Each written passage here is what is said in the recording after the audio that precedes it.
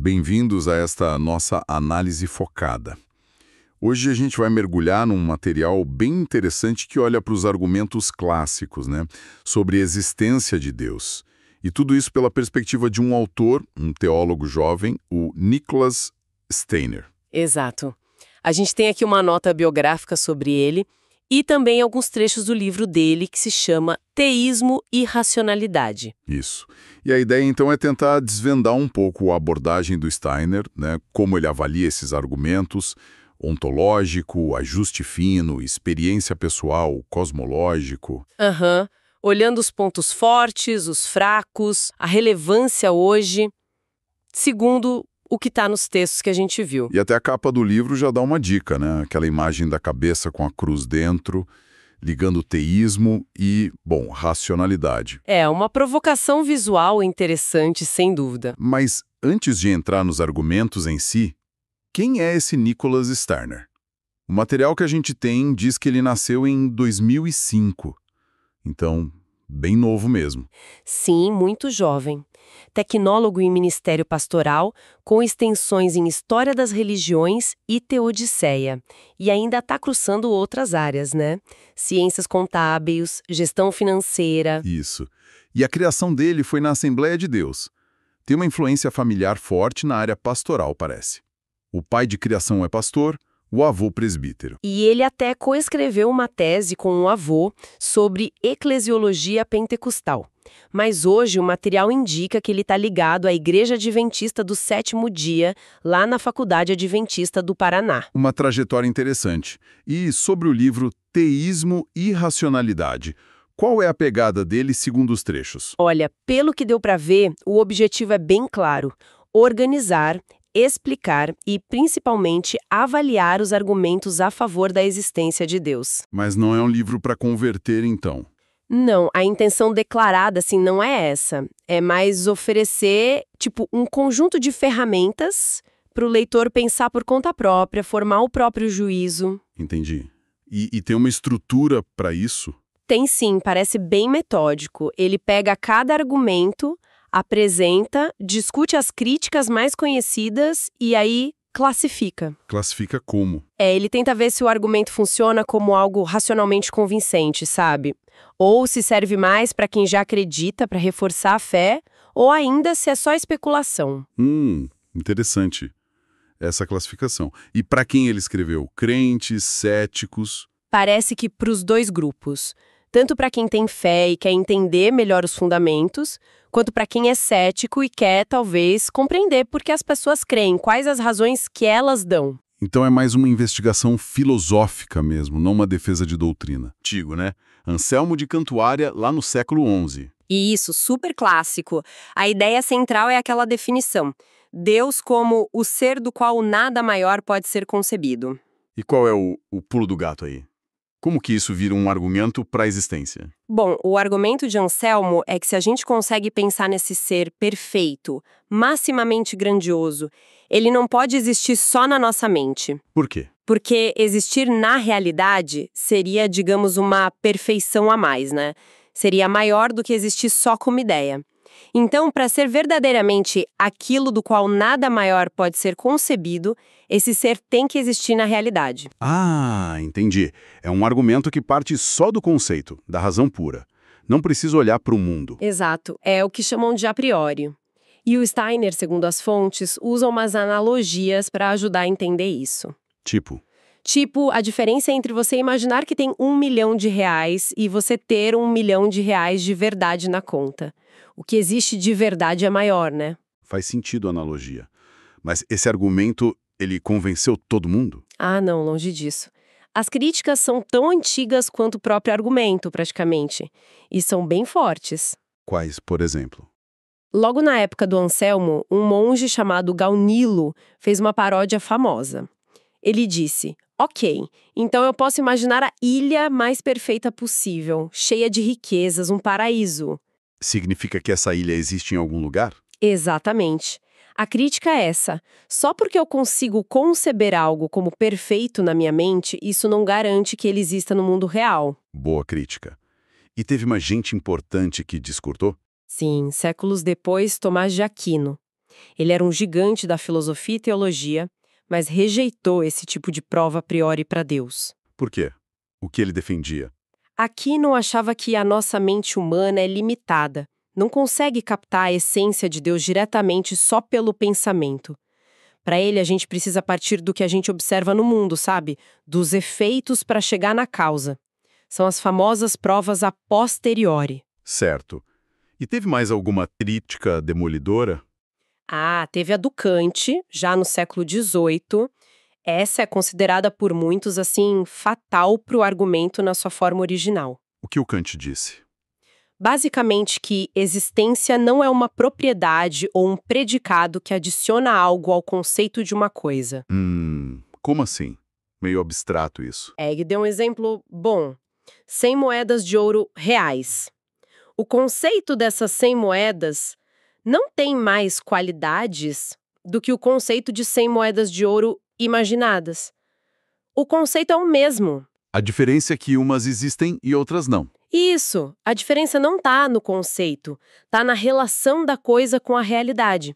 Então, dizer Deus existe não adiciona uma perfeição ao conceito de Deus, só afirma que esse conceito corresponde a algo real. E essa afirmação precisaria de outra base, não só o próprio conceito.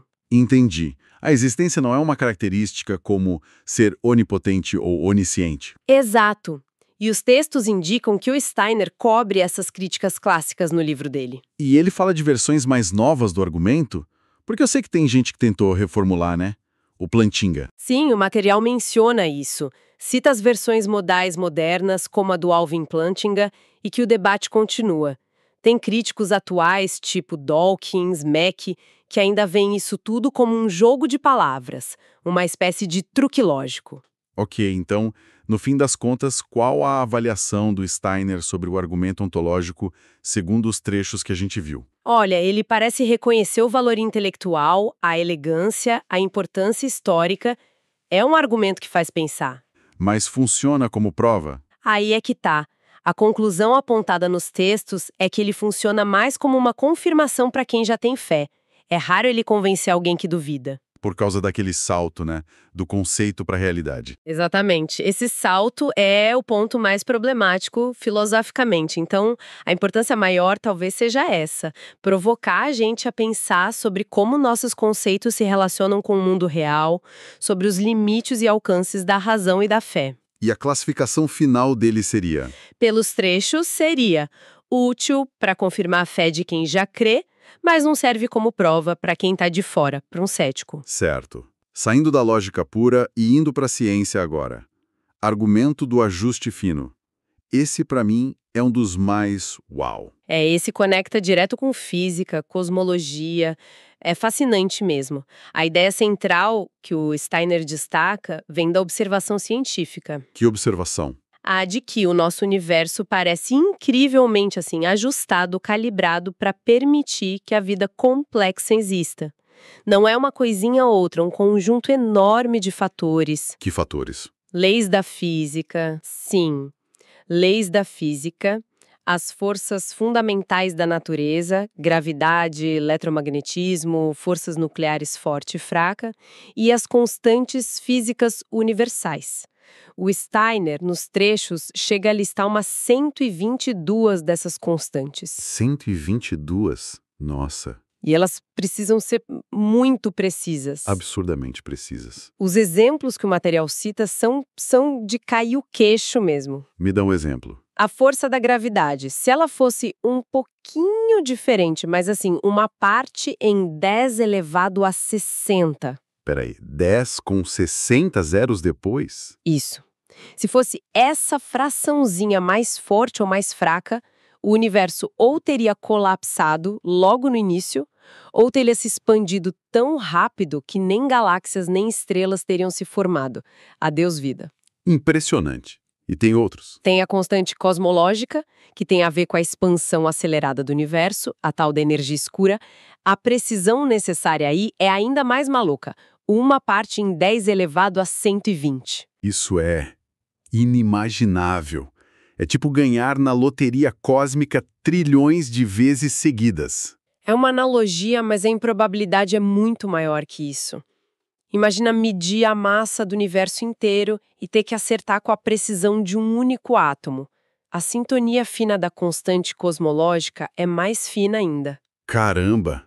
E as forças nucleares, carga do elétron, tudo tem que estar nesse ponto exato. Tudo no ponto certo, tipo recitos de ouro, sabe? Nem muito quente, nem muito frio, para permitir que existam átomos estáveis, que a química funcione para formar moléculas complexas, que as estrelas queimem por bilhões de anos. Tudo isso é pré-requisito para a vida como a conhecemos. E o material diz que essas constantes são ligadas umas às outras, né? Sim, são interdependentes. Se você mexesse em uma, teria que ajustar várias outras de forma super precisa para compensar, senão o universo desandaria para um lado ou para o outro e a vida não seria possível. Isso levanta uma pergunta óbvia. Por quê? Por que essa precisão toda? É sorte? É de propósito? Exato. Essa é a grande questão que o argumento coloca. E o Steiner, segundo os textos, apresenta as hipóteses que estão na mesa para explicar isso. Quais são elas? Basicamente 4. Primeira, necessidade física. Talvez as leis da física, por alguma razão que a gente ainda não descobriu, obriguem esses valores. O problema é que a física atual não mostra essa necessidade. Parece que os valores poderiam ser outros. Ok, não parece ter evidência para essa. Qual é a segunda? Acaso. Pura sorte. O universo simplesmente caiu com esses números improváveis. Só que a improbabilidade é tão, mas tão gigantesca. Aquela comparação com o dado de 10 elevado a 123 faces. Isso. Torna a hipótese da sorte difícil de engolir para muita gente. Aí vem a terceira, projeto inteligente. Alguém ajustou os botões. Essa ideia. Uma inteligência teria definido esses valores deliberadamente para que a vida fosse possível. Isso explicaria a improbabilidade de forma direta. Faz sentido como explicação para a improbabilidade.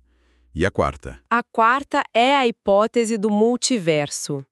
A ideia de que o nosso universo é só um entre talvez infinitos outros universos, cada um com leis e constantes diferentes. E a gente só existe para observar esse porque é o que deu certo para a vida. Exato, é o chamado princípio antrópico observacional.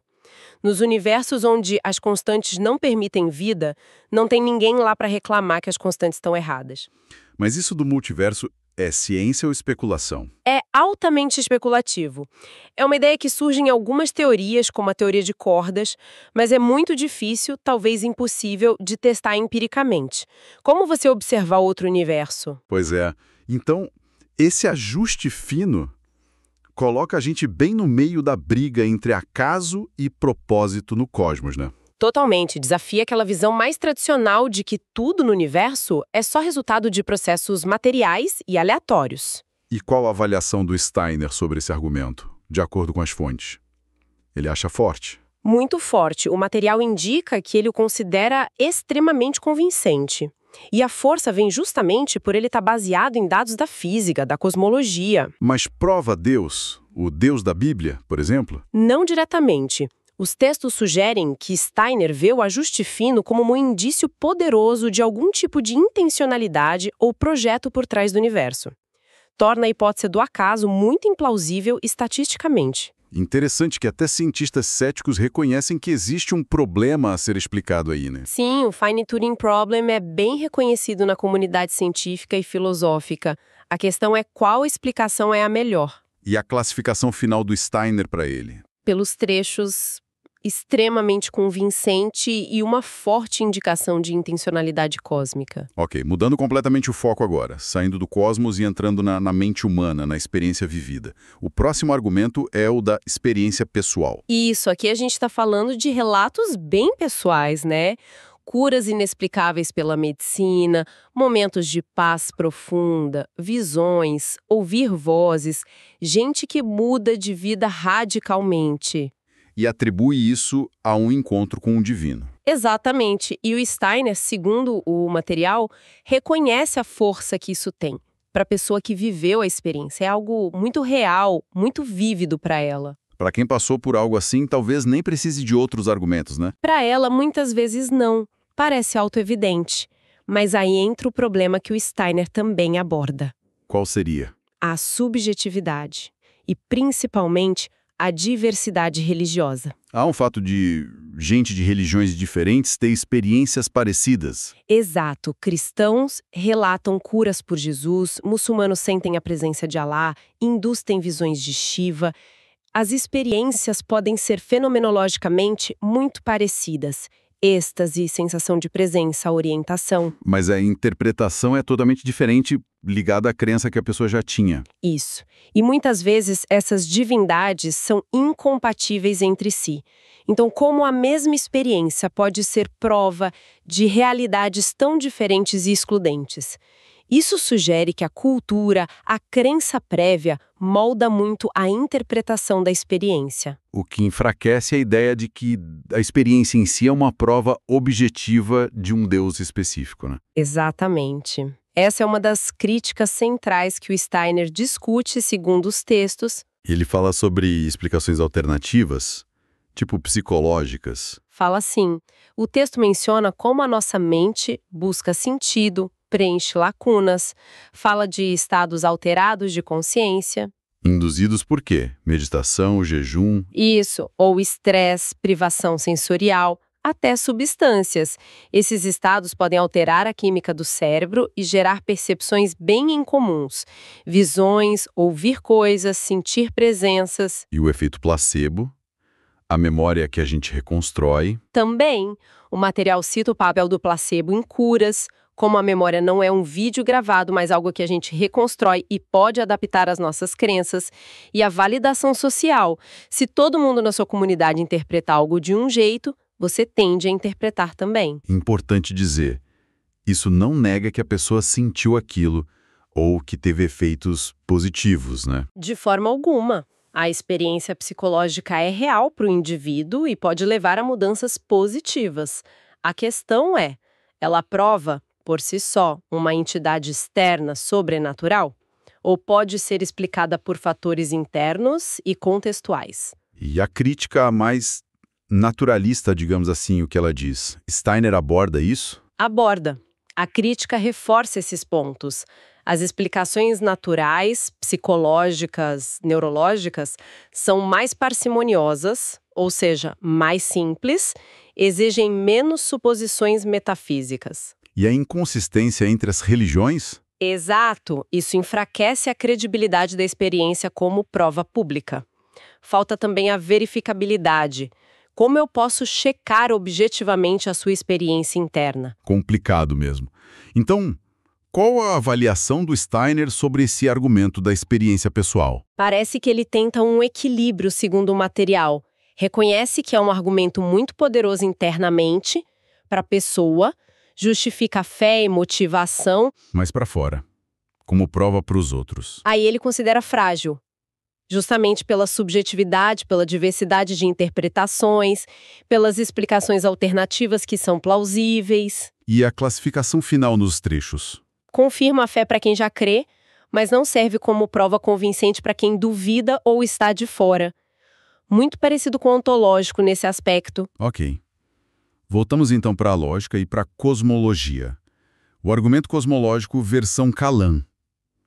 O Steiner detalha essa versão, né? Sim, as fontes indicam que ele foca bastante na versão Kalam, que é bem popular hoje em dia, muito por causa do filósofo William Lane Craig. E a estrutura simples parece.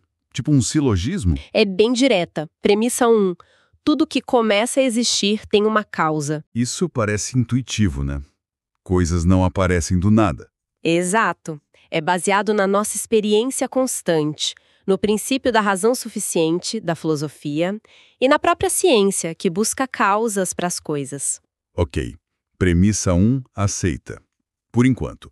Qual a premissa 2? Premissa 2. O universo começou a existir. E aqui ele usa a ciência para apoiar, certo? O Big Bang. Isso. Os trechos mencionam que Steiner recorre às evidências da cosmologia, a expansão do universo, a radiação cósmica de fundo, o tal eco do Big Bang, a quantidade de elementos leves como hidrogênio e hélio no universo. Que batem com o modelo do Big Bang. Exatamente. E além da observação, ele cita também argumentos filosóficos e matemáticos.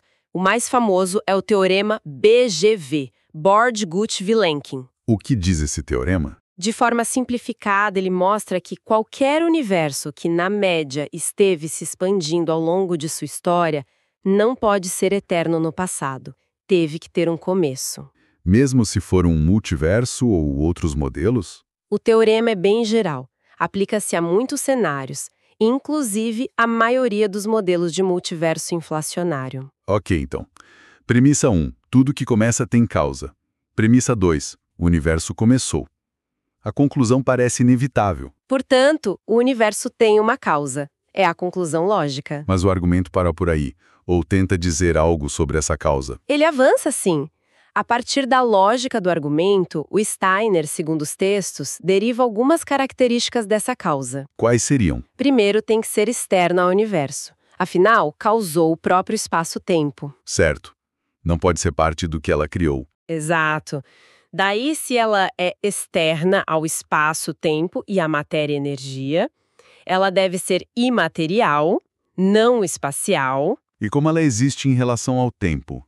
Se ela criou o tempo, ela mesma deve ser atemporal ou eterna. E para criar um universo inteiro? Precisa ser absurdamente poderosa. Enormemente poderosa. E, para não cair naquela história de o que causou a causa da causa, essa primeira causa teria que ser não causada. Ou necessária. Existe por si mesma. Isso. Imaterial, atemporal, não espacial, onipotente, não causada. Essas características lembram muito a descrição filosófica de Deus, né? Com certeza. Elas se alinham bastante com o conceito clássico de Deus no teísmo. Mas o material, disse o Steiner, acha que isso prova o Deus de Abraão ou de alguma religião específica? As fontes indicam que não. O argumento Kalam, por si só, aponta para essa causa primeira com essas características mais abstratas, filosóficas.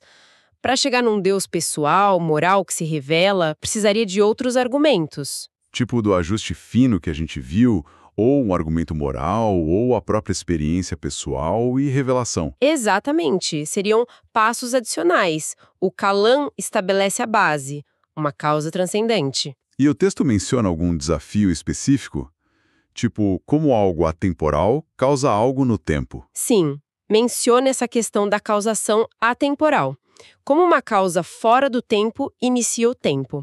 Explora conceitos como grounding, que é uma relação de dependência mais fundamental que a causação temporal, ou a ideia de um agente pessoal atemporal que escolhe criar e, com esse primeiro ato, inicia o tempo.